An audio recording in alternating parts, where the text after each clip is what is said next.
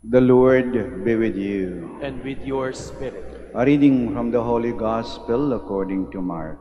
Glory to you, O Lord. As Jesus was passing through a field of grain on the Sabbath, his disciples began to make a path while picking the heads of grain.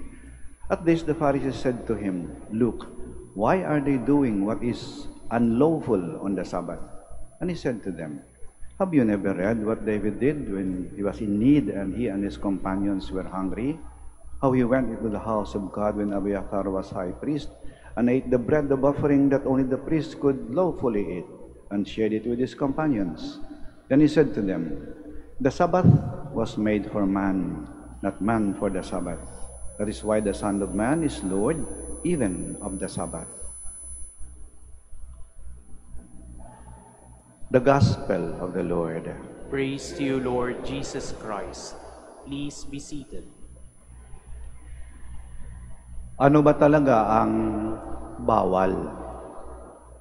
Sa ating ebanghelyo, sinabi ng mga Pariseo na malagad ni Jesus ay gumawa ng bawal sa araw ng Sabat o araw ng pamamahinga. Kasi sa Jesus at sa kanyang mga alagad, naglalakbay siya, nagutom sila.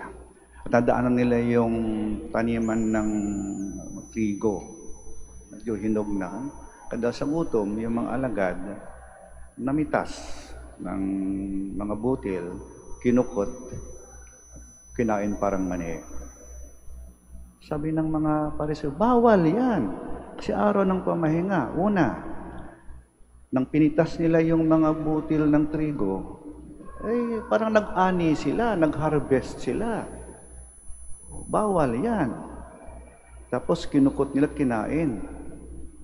Naghanda sila ng pagkain. They prepared a meal. Bawal yan sa araw ng Sabat. Tingnan nyo ha. Itong mga Pariseo talaga. Minsan din, nalala nyo si Jesus, gumawa ng himala, pinagaling ng isang may sakit, araw ng Sabat. Anong sabi ng Pariseo? Bawal yan. Hindi ka dapat nagpapagaling pag araw ng Sabat. Tingnan niya. Kaya sinagot niya, sabi niya, hindi bawal ang gumawa ng mabuti. Ang bawal ay ang gumawa ng masama. Hindi bawal ang gumawa ng mabuti. Ang bawal ay ang gumawa ng masama. Halimbawa, yung Sabbath parang araw ng linggo yan pamahinga. Yan ay araw ng pamahinga, walang trabaho, upang tayo ay makapagsimba, makapagdasal, at makapiling ang ating pamilya. Pero kahit na yan ay araw ng pamahinga, hindi bawal ang gumawa ng mabuti. Hindi bawal sa isang manggagamot ang manggamot pag araw ng linggo. Hindi bawal sa isang kusinero ang magluto at magpagkain pag araw ng linggo. Hindi bawal sa isang driver ang magmaneho pag araw ng linggo. Hindi bawal sa isang inang mag-alaga ng kanyang anak pag araw ng linggo. Hindi bawal ang magmahal. Hindi bawal ang tumulong. Ang bawal lang ay ang gumawa ng masama. Ang Diyos ay Diyos ng kabutihan. Sa Kanya nagmumula ang lahat ng kabutihan.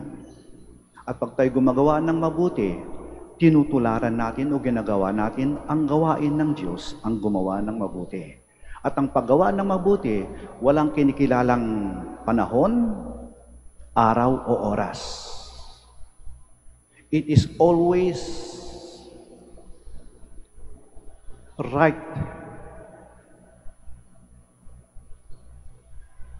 to do what is right. It is always the right time to do what is right. It is always the right time to do the right thing. Nasa tamang panahon lagi ang paggawa ng tama. Ngunit walang tamang panahon sa paggawa ng masama. Ang tama ay tama at ang mali ay mali. Kaya yan lang utos ng Diyos sa atin. Simple naman yung utos ng Diyos sa atin eh. Simple lang naman yung batas ng Diyos sa atin eh. Gumawa ka ng tama at iwasan mo ang mali. Gumawa ka ng tama. Kahit anong sabihin ng iba. Kahit anong isipin ng iba. Kahit anong gawin ng iba. Kahit sabihin nilang banal. Bawal. Tandaan natin ha. It is always the right time to do the right thing. And there is no right time to do anything that is wrong. Yan lang ang bawal. Ang gumawa ng masama at magkasala.